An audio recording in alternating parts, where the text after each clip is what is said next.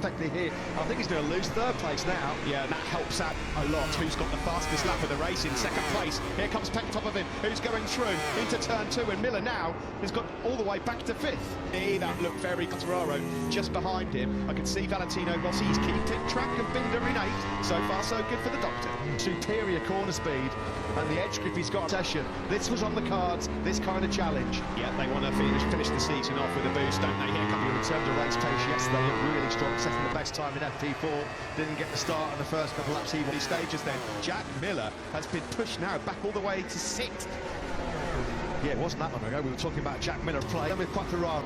No such dramas though for the two factory decanters again. With Quartararo, Miller was wide through front 4, inside of Bagnaia. He's so good at turning that. He has been so impressive this year. He did this earlier in the year, a couple of to the race personal fastest for Quartararo and Miller. Pace has dropped off a cliff. He's doing and struggling to do 32s for fun. It's been another very humbling afternoon so far.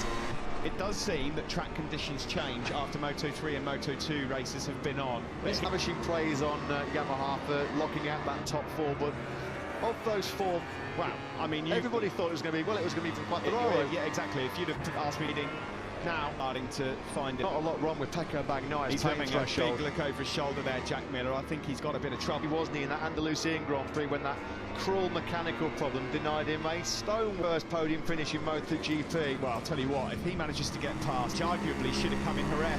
He was brilliant there as well from his broken leg. Doesn't really seem to be affecting him. He did say that he was a little bit... Told him off Rossi, he might get a whack round the back of the head with that cross.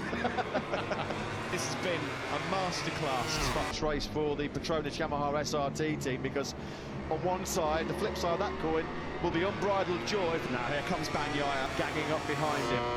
Right then, onto the start, to this crucial podium spot. Riders actually, because he's probably seen on a screen that that's his strongest point, is on them as well. And he'll do all he can to keep Mir behind him as well. Well, he might actually be able to do that himself. He desperately wants to make it onto the podium into the 200 time with his 2 prodigies. Bagnaia hasn't had an all-Italian Peruggi and Dovizioso. It's Pecco Bagnaia. They're throwing everything at this, but he hasn't been able to make a decisive breakaway for the top 3. It's extraordinary, isn't it? I mean, Rossi will be feeling that he could do himself a big favour. It's so difficult to predict this one. We've got 4 riders fighting now for 2 spots on the chain for him that we're not able to witness this show that he's put on, because he's... That quality helmet yesterday was all to do with the famous Spike Lee movie, Do the Right Thing. Well, he's done the round, fired up the inside of Valentino Rossi. Rossi so good, so late on the... Secti, that's the key. It's so difficult to overtake. Miller's now got a second. Crazy, isn't it? Have another look at Valentino Rossi here. No.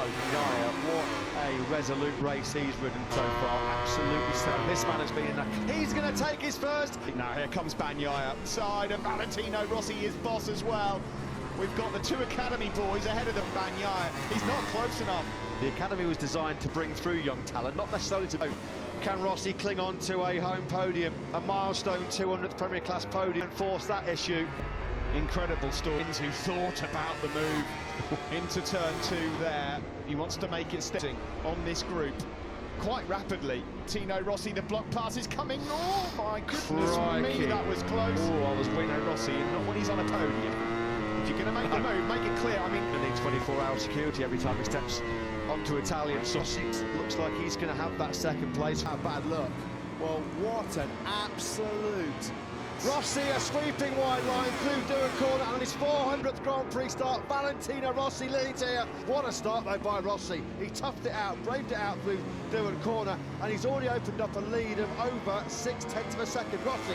Squeaky clean, he does, but he's really careful through there. The checkered flag is out, and Fabio Quartararo is the Grand Prix winner. He's back on the podium in second, does hold on to take a brilliant first podium in the modern MotoGP area. Ahead of Jack Miller, Valentino Rossi is back on the top 3 steps. It's second for number 46, and he's celebrating like it's a win. And return to the Parc Ferme. Let's take a look at the final ranking of today's race.